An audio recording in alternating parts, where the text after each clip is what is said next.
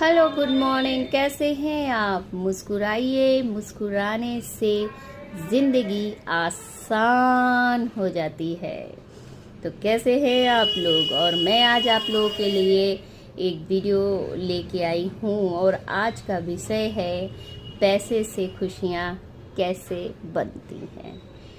तो दुनिया में हर तरह के लोग हैं कि जो कि भगवान ने किसी को पैसा दिया है, किसी को खुशियाँ दी हैं, किसी को टैलेंट दिया है, किसी को हुनर दिया है।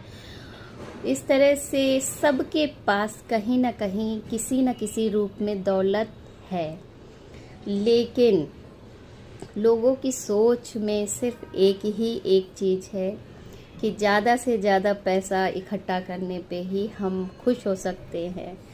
लेकिन जब वो पैसा इकट्ठा भी कर लेते हैं उसके बाद भी वो खुश नहीं होते हैं। तो खुशियाँ जो होती हैं पैसे से नहीं आती हैं, बल्कि पैसे को सही तरीके से जब हम किसी कल्याण के भाव से कहीं लगाते हैं, खुशियाँ तब आती हैं।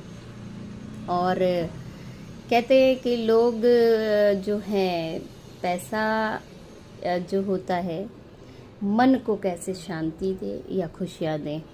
काफ़ी लोग क्या करते हैं कि ज़िंदगी में एक सोच बनाते हैं कि पैसा बचाएं, इधर से बचाएं, कभी अपनी ज़रूरतों से बचाएं, कभी छोटे छोटे लोगों को देते टाइम पैसा बचाएं। तो उन्होंने एक दिमाग में सोच बना रखी है कि बस बचाएंगे तो बढ़ेगा, मगर वो ये भूल जाते हैं कि पैसा बचाते बचाते कहीं ना कहीं आपका मन ख़त्म होना शुरू हो जाता है।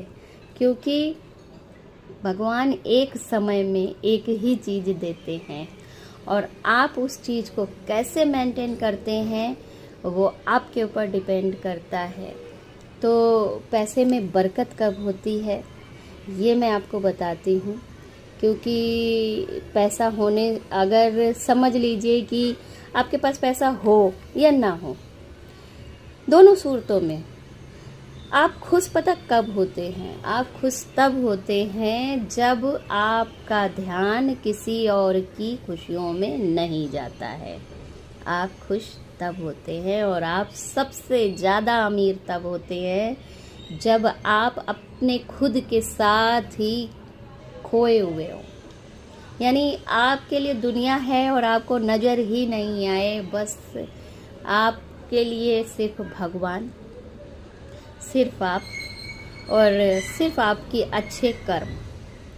अगर तो आपका सारा, और देखिए ऐसा होता है कि अगर आप खुद के ऊपर ध्यान देंगे उसके बाद आपका ऑटोमेटिक भगवान पे ध्यान लगेगा और भगवान पे ध्यान लगते ही आपका ध्यान अच्छे कामों में अपने आप लगने लगेगा। तो उसमें तो आपको बिल्कुल मेहनत करने की ज़रूरत ही नहीं पड़ती है। तो काफ़ी लोग क्या करते हैं कि ऐसा होता है कि पैसा बहुत है लेकिन शरीर में कष्ट है, बीमारियां हैं, मोटापा है, टेंशनें हैं, यानी कि वो कहीं ना कहीं काया से अमीर नहीं होते हैं। यानी माया तो इकट्ठी कर ली मगर काया की तरफ फोकस ही ख़त्म हो गया। और जब काया की तरफ फोकस ख़त्म हुआ तो समझ लीजिए आपकी जो कहते हैं कि पावर जो भगवान से मिल रहा था वो कनेक्शन टूट गया।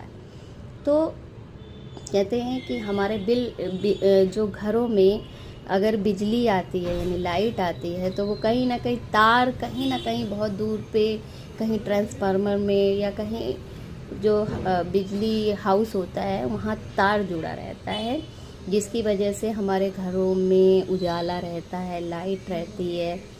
तो इसी तरह से हमारी आत्मा का भी कनेक्शन जब हमारे ऊपर भगवान से जुड़ा रहता है तो हमारी काया चमकती रहती है, हमारे जो दिल है अच्छे काम करता है और दिमाग सही रास्ते पे चलता है। तो कहते हैं कि तार कब टूटता है? अब कहते हैं मन का तार कब टूटता है? या बिजली का तार कब टूटता है? जब कहीं से कुछ गड़बड़ होती है, तब वहाँ से तार का कनेक्शन यानी कि जो बिजली आना है बंद हो जाती है। तो इसी तरह से हमारी आत्मा का कनेक्शन परमात्मा से तब टूटता है जबकि हमारा मन गलत सोच, गलत काम या गलत कहते हैं कि संगति में पड़ जाता है। तब हमारा कनेक्शन, हमारी आत्मा का कनेक्शन परमात्मा से टूट जाता है। तो अगर परमात्मा से कनेक्शन टूट गया तो समझ लीजिए कि आप अधूरे इंसान हैं। यानी आपकी आँखों को दिख रहा है कि हमारे पास सब कुछ है, लेकिन कहते हैं कि आपके पास सब बाहरी सब सुविधाओं के होते हुए भी आपकी अंतरात्मा अशांत है। और शांत करने के लिए क्या करना पड़ता है कि आपको अपने अंतरात्मा की आवाज़ सुननी पड़ती है। तो जैसे ही कहते हैं कि पैसा आता है और इंसान के अंदर एक ही सोच आती है कि इधर से बचाएं। अच्छा, वो बड़ी बड़ी चीज़ों में पैसा नहीं बचाता है। वो पैसा कहाँ बचाने चलता है कि लाओ किसी भी छोटे काम करने वालों के 10 रुपए काटे, किसी भी छोटे से बिजनेस करने वालों के 20 रुपए काटे। यानी कि वो पता कहाँ पे वो चक्र भी कहाँ पे चलाता है, ये सोचिए। कहीं सब्जी वाले पे, कहीं रिक्शे वाले पे, कहीं काम कोई कर रहा है उसमें। यानी बड़े बड़े मॉलों में वो पैसा नहीं बचाता है, वो बचाता है छोटे छोटे इंसानों में। जहाँ उसको पैसा बांटना चाहिए वहाँ वो पैसा काटना शुरू कर देता है। तो जब वो इस तरह के काम यानी कि भगवान के बनाए इंसानों को इनडायरेक्टली सताना शुरू करता है, तो वहाँ पे पैसा सिर्फ अलमारी में रहता है, खुशियों में नहीं रहता है। तो कभी भी अगर आपको खुश रहना है, देखिए पैसा सिर्फ इस धरती को ही चलाने के लिए है। यानी कि यहाँ की जो भी अर्थव्यवस्था है यहीं रह जानी है। यानी कि जब आप ऊपर मुक्त होंगे तो इनमें से एक चीज़ क्या, हमारा खुद का शरीर भी ऊपर नहीं जाएगा। तो सोचिए कि इतनी बचत या इतनी मारा मारी या इतनी बेईमानी किस के लिए? सिर्फ इकट्ठा करके अपने मुंह से कहानियाँ बता के और अपने आप को बड़ा साबित करने के लिए। यानी कि जब आप खुद बताते हो कि मेरे पास ये है, मेरे पास वो है, मेरे पास गाड़ी है, बंगला, यानी कि आपकी छवि देख के कोई भी आपको ये नहीं कहता है अरे आपके पास ये, आपके पास। आप खुद आपको बताना पड़ता है। लेकिन जब आप अच्छे कर्म करते हो या भगवान से जुड़े होते हो तो आपको व्यक्त ही नहीं करना पड़ता है। आपका चेहरा, आपकी स्माइल, आपकी चमक, आपका बोली, आपके संस्कार सब कुछ व्यक्त कर देते हैं बिना बोले कि आप कितने रईस हो, कितने धनवान हो। ये आपकी पर्सनालिटी खुद ब खुद बोल उठती है। तो जो चीज़ बता के जतानी पड़े वो धन नहीं होता है, और जो बिना बताए सब स्वीकार कर लें, सब सम्मान करें, असली दौलत कहते हैं वही होती है। और कहीं ना कहीं जब भी देखिए बहुत से लोग हैं जो सोचते हैं पैसा है, ये है, वो है, सब सुविधाएं हैं, लेकिन उनका जो ध्यान यानी उनका जो मन होता है, अंतर मन होता है, वो हर तरफ देखता रहता है।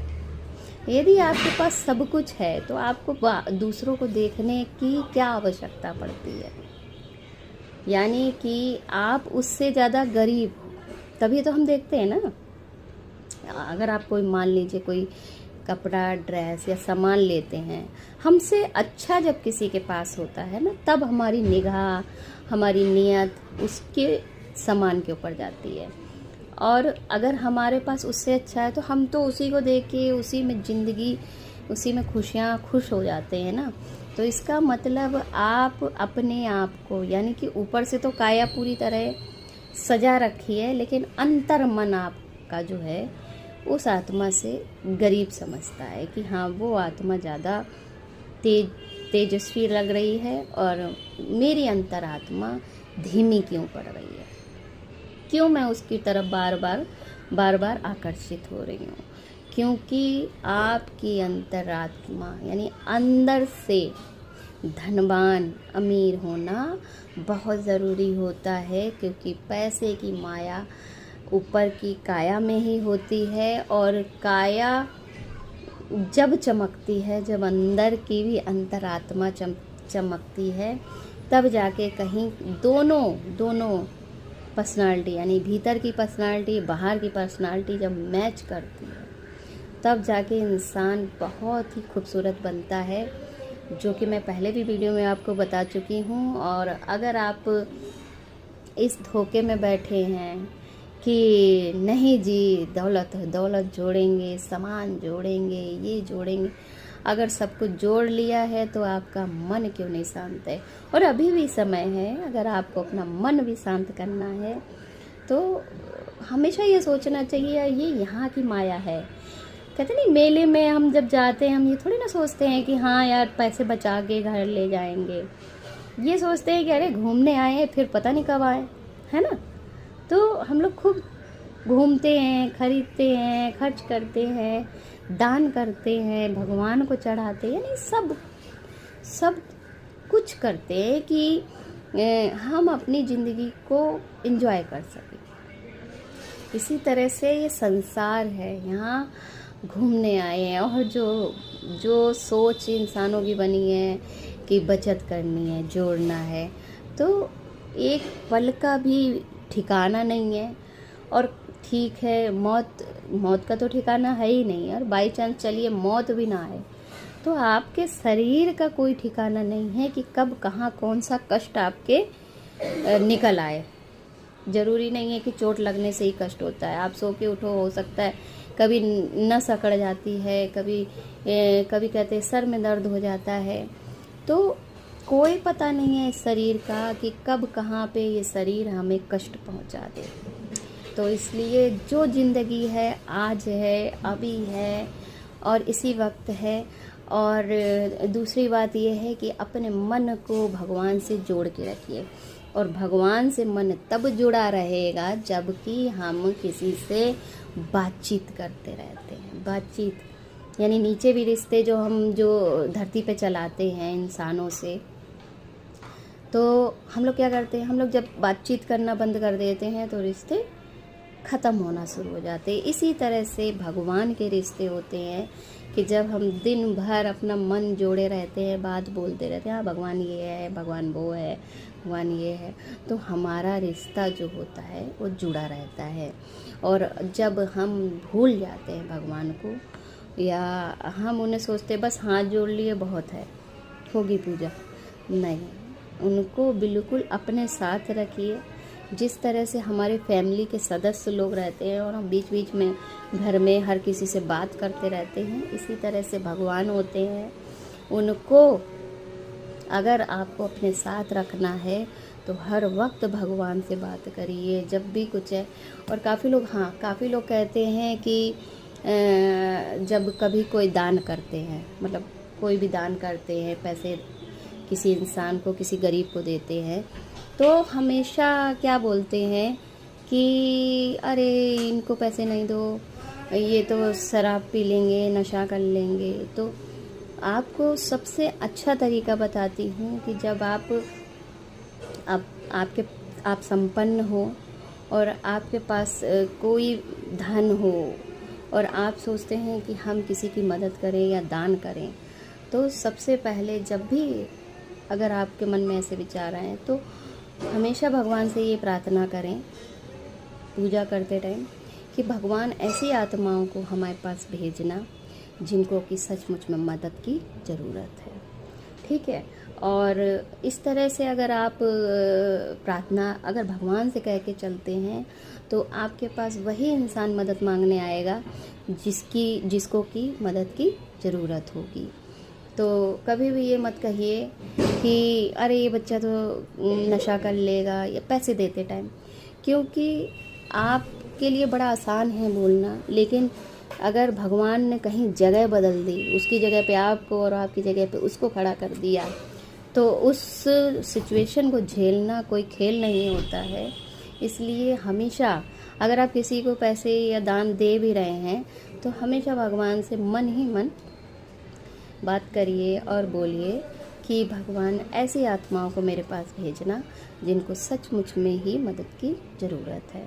और हाँ, पैसा देते टाइम बिल्कुल मत सोचिएगा कि ये खुद आप संकल्प करते हैं कि नहीं मैं पैसे दे रहा हूँ ये नशा कर लेगा, यानी कि आप जब दान कर रहे हैं तो आप उसकी बुद्धि का भी विकास कर रहे हैं, वो भी नेगेटिव वाइब्रेशन के साथ। आप ये सोचिए ना कि हाँ जी, पैसा देते टाइम ये सोचिएगा कि हाँ इस पैसे से खाना खाना, इस पैसे से कपड़े पहनना या इस पैसे से अपने पैरों में चप्पल पहनना। यानी कि जब आप इस तरह के संकल्प दे के आप किसी की मदद करते हैं तो वो इंसान के दिमाग में कहीं ना कहीं वो चीज़ें समा जाती हैं। लेकिन आप पैसा ही देते टाइम कह दो अरे तू नशा मत करना, तो वो चीज़ निगेटिविटी में बदल जाती है। इसलिए कभी भी किसी को दान देते टाइम या मदद करते टाइम तो नेगेटिविटी का शब्द का प्रयोग बिल्कुल नहीं करना चाहिए। और अगर आप सुखी हैं, सुख कैसे महसूस किया जाता है, तो वही इंसान सुखी होता है जिसे किसी इंसान को देखने की ज़रूरत ही ना पड़े।